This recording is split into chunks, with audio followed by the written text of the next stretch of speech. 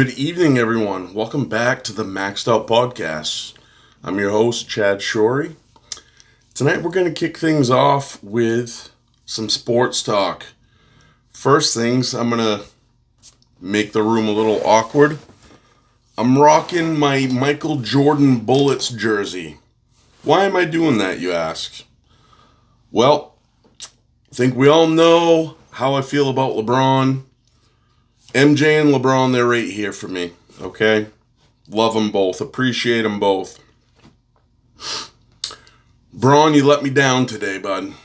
Now, with that being said, just had a wonderful text conversation with Matt Mulligan. He is a former NFL player and a massive jersey collector and sneaker collector like myself. And he just helped talk me off the ledge. That it's going to be okay. As soon as the new jerseys hit, let's get them. Let's support our boy. Okay? Thank you, Matt, for bringing me back to life because I've been cheering on LeBron since his St. Vincent, St. Mary days in high school. I love the guy. I was just very disappointed today that he went to the 76ers. But I'll get over it. I'm going to have to learn how to be a Sixers fan for the next 2 years. It is what it is. But also, with that being said, it's almost college football season. My Longhorns, Arch Manning, this year is our year. It's got to be our year, because he'll probably go pro after this year. So, yeah, rocking the MJ Bullets jersey, Texas Longhorns, college football. Tonight, I want to talk about a winning mentality. Noticing so many things right now. It's never been something that people have hidden or run away from. The world has seemingly always wanted handouts, right? It doesn't matter who's in office. Always looking for handouts and such, and obviously with the chaos that's been happening in my hometown of Lincoln, with the tax rates and this and that, you got people saying that can't afford to make a living anymore, and a lot of them I don't think it would matter where the fuck they lived. Okay, point blank, it wouldn't matter what town they lived in.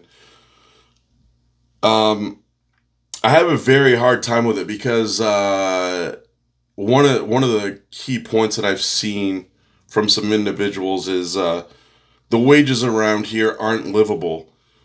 And I'm not going to sit here and act like they are. But I don't care if you live the next town over that has cheap taxes. Still not a livable wage. Everything, the price of everything has increased. It's the nature of the beast. There is certain amounts of sympathy that I'll have for certain people if they, they're the types that literally can't help themselves, right? Whether it be disabilities or inabilities or people not in their corner to help them get the medical attention that they need, services that they need, etc. I'm not completely unsympathetic. But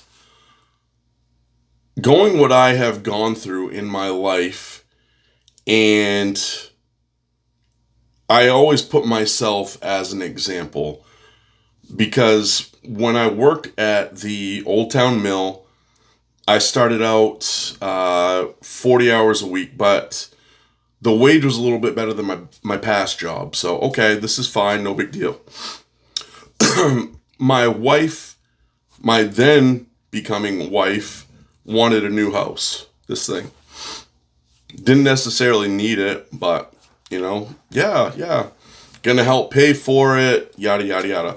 Well, in that time, my role at the mill increased and my hours increased. So now all of a sudden I had 60 hours a week. Overtime every single week. So this is great. Holy cow. I'm balling.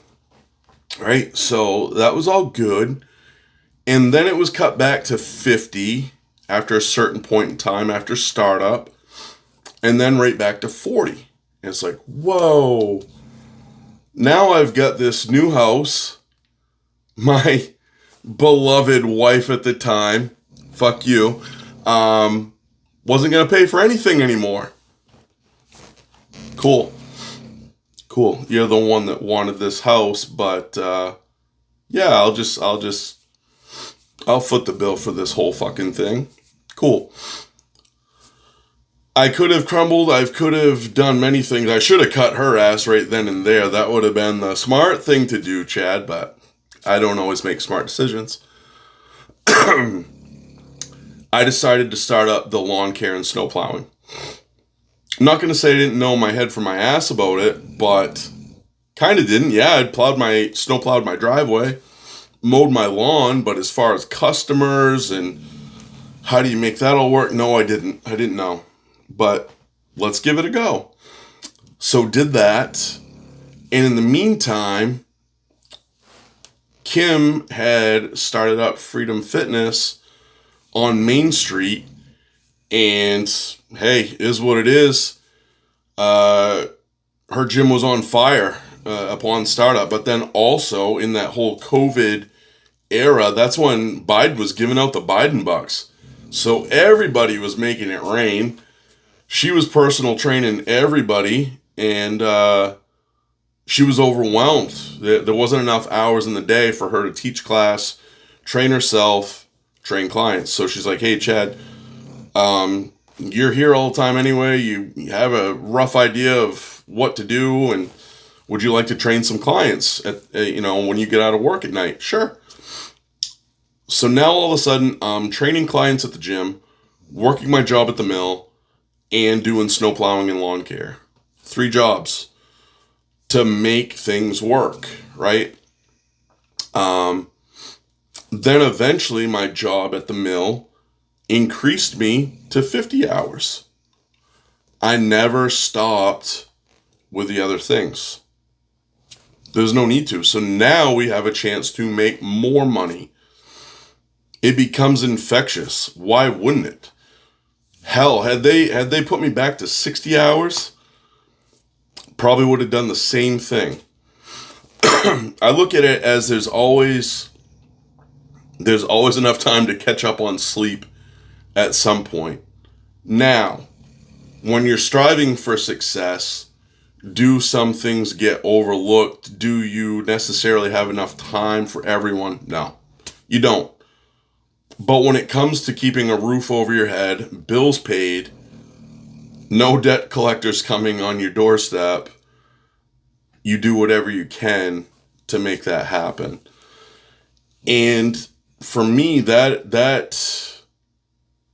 gear totally switched my life, and I am grateful for that period of time, and that is why I am unsympathetic to folks that are so worried about their 40-hour-a-week job not being able to pay the bills. If you're only working 40 hours a week, my God, there are so many hours left in the course of the week to work a part-time job. Do something, okay? It's ridiculous. There's so much work out there. Hell, look on the internet. What can you do to make money on the internet? I hope at some point, maybe this podcast makes me money. Maybe it will, maybe it won't. Find out. But they just want to sit back and wait. Like, even if our tax rate goes down, okay, cool.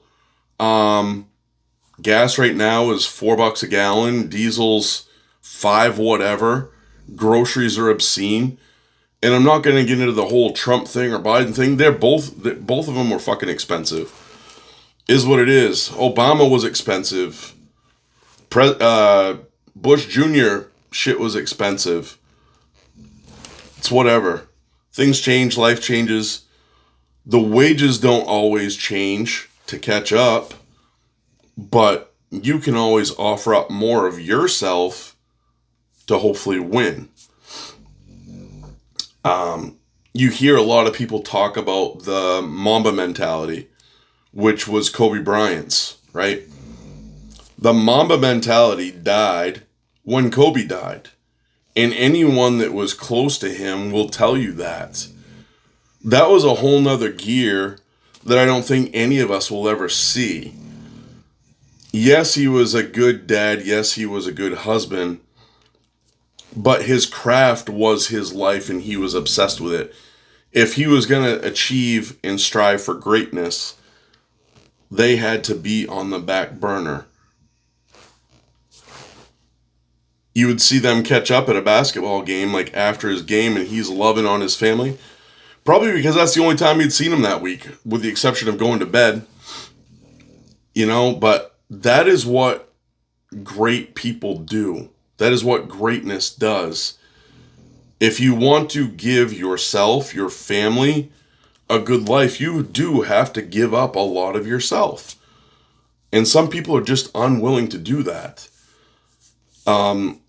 Had this discussion with a good friend last night, which I'm super proud of, and I'm not going to say his name because I want him to succeed at this once it's done. But he is doing 75 Hard, which is Andy Frizella's program. Told me it is hard as fuck. I personally have never set myself up for it because I'm not ready for that degree of mental discipline. If you miss one aspect of the program one day, you've got to start over.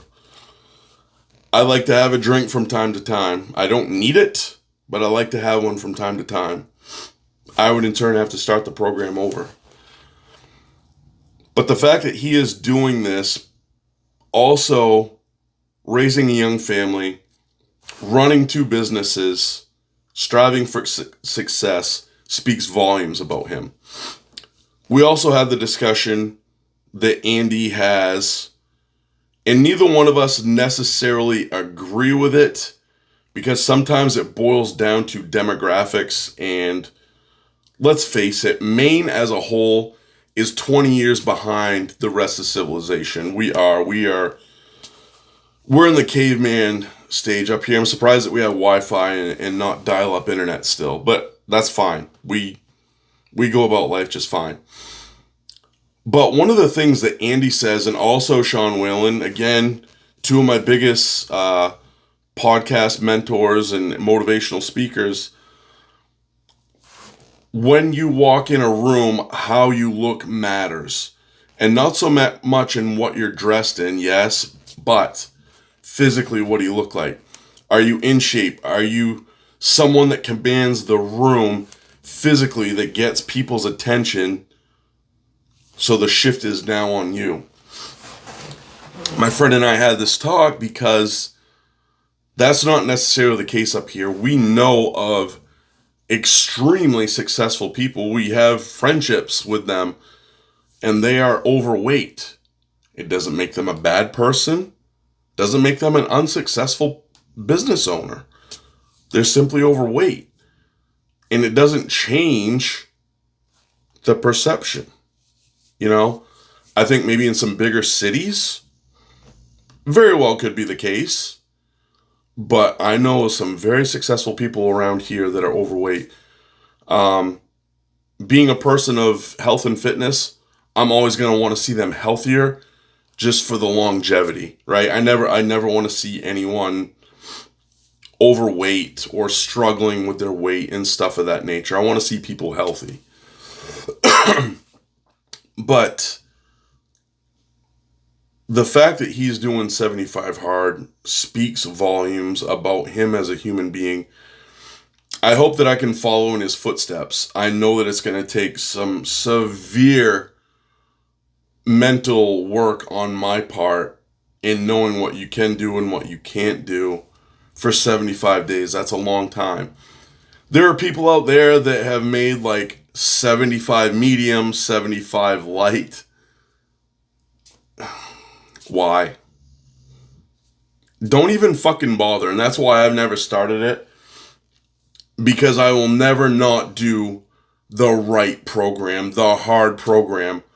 It goes back to, why does everyone want to bail out? Why does everyone want to shift, a change? Let me edit this because this is easier. Fuck that. You know, at the end of the day, losers lose and winners win. And I'm not going to project myself as a winner, but I've got a winner's mindset where I want to go for greatness. I like being around people that want to go for greatness in any degree.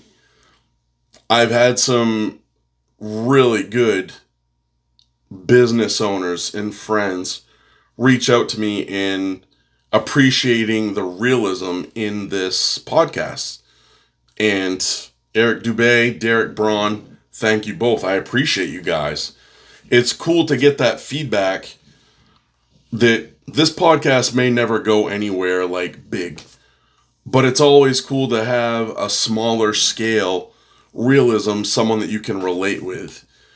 And those guys, both being business owners, it's enjoyable to talk about with them because they want to win as well.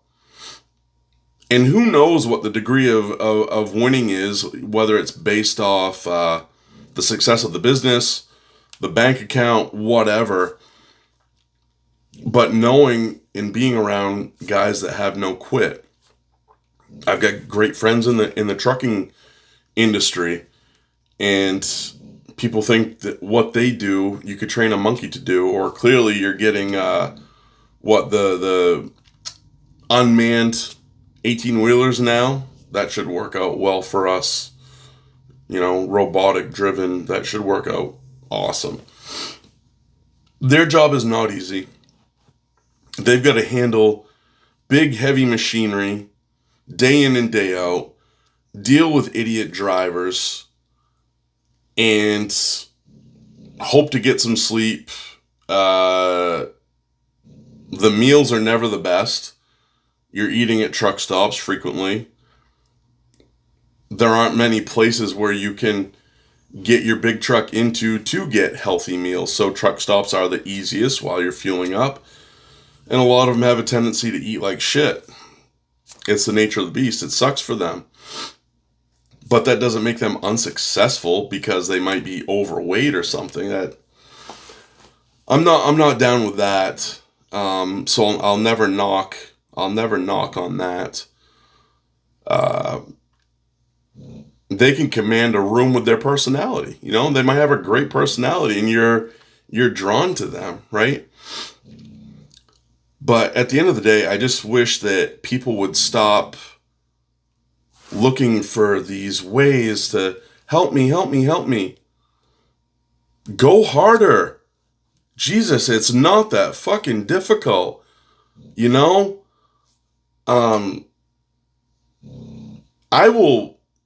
the type of guy, and Derek can attest to this, like as soon as he was done work today, what do I owe you?